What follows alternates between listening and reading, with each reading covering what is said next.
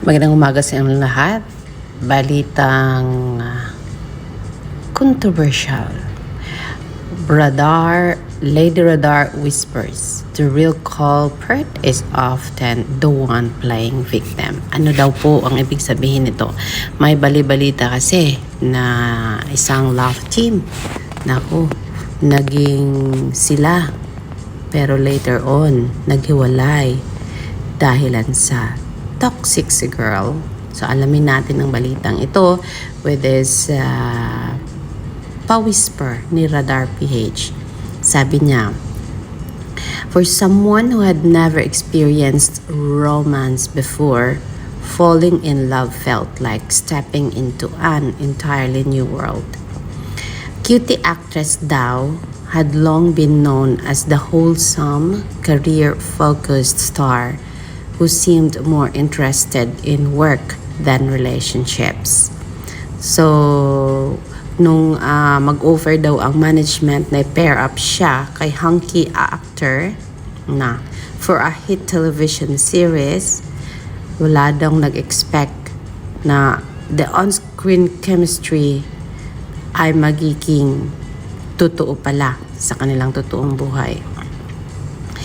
As the cameras kept rolling, the pair reportedly grew closer hanggang yung pagiging magkaibigan nila ay napunta sa pagiging lovers daw, mga kaibigan, into romance. Although they carefully describe themselves as still being in the getting to know each other stage, those close to them ay alam na daw na mas more than pa sa pagiging love team ang kanilang mga ginagawa at ang kanilang mga actions at yung kanilang, syempre, mga endearment. But fairy tales don't always survive behind the scenes.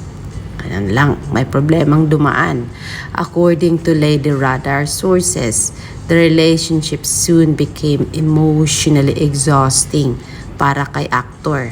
Kasi nga daw itong si actress, despite her sweet public image, allegedly turned out to be extremely, napaka-possessive pala ni girl, and napaka-insecure.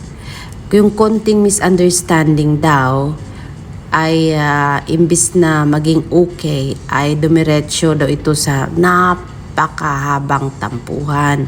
Dramatic tampuhan daw ang nangyayari while harmless interactions with female friends.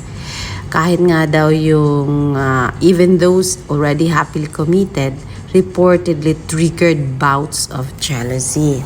So yung mga projects nila at yung mga pagkakaroon ng siguro ng mga outing, naku, naging silosa pa daw lalo itong si girl. Insiders claim si hunky actor daw tried to be patient, understanding that this was cutesy actress' first serious romantic experience. Pero yung what initially seemed like youthful experience eventually became a recurring source of conflict. Nako, para lagi siyang kailangang mag-explain sa mga bagay na wala namang issue. Yun daw ang sabi-sabi.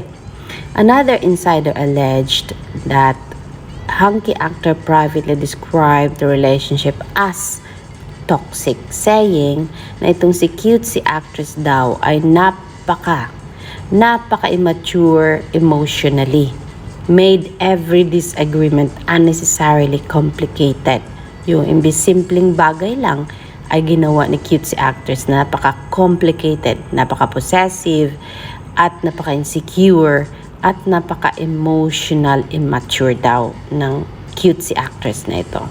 Eventually, hunky actor made the difficult decision na tapusin ang kanilang relasyon bago pa man maging worse yung kanilang pagiging love team, pagkakakilanlan. Tapos sabi daw, before resentment completely overshadowed whatever affection remained between them. Bago pa ito maging worse, habang magkaibigan pa lang sila, ay kailang tapusin na daw ito ni hunky actor para hindi sila mag-split na may sakit sa puso.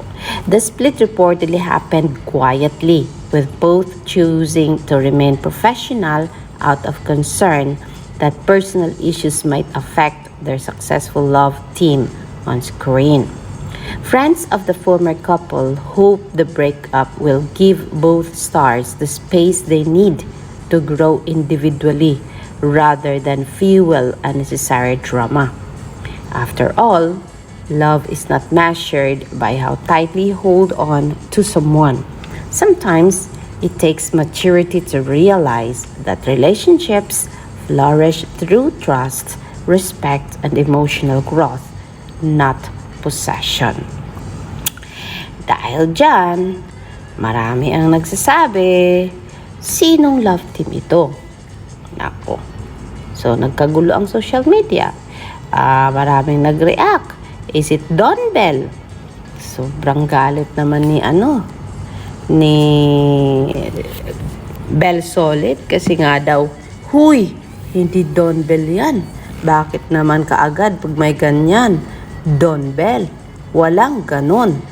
So, nagkagulo po sila kahapon at nagkapalitan ng iba't ibang kuro-kuro mga kaibigan. Kasi nga syempre, ayaw ng Bell Solid na masaktan si Bell and protecting Bell. Bakit pag may ganyang blind item daw, si Bell daw kaagad ang pinagbibintangan, si Bell and Donnie.